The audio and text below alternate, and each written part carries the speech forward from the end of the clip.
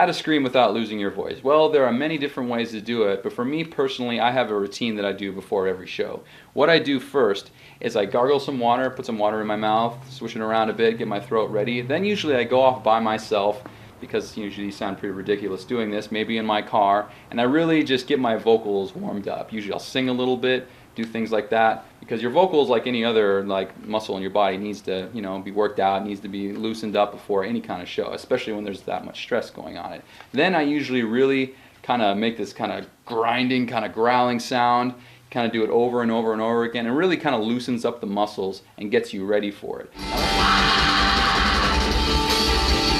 Now, one thing you have to realize, and keep this in mind, if you do it too much before you go on, you might ruin your voice and you might not be able to sing at all, because what you have to realize is every time you scream, it's kind of damaging your vocal in a little bit. So if you're doing some screaming and some singing, you got to make sure that you do it the appropriate amount of time, because if you overdo it, your voice is going to be shot before a show and you're not going to be able to sing, and that's no good. So you have to make sure that you don't overdo it. And you also have to keep in mind too that if you're screaming all the time, it's going to have a lasting and permanent effect on your voice. So always keep that in mind. If you don't like to sing all that much, then I would say don't worry about it. Probably not the safest thing anyway.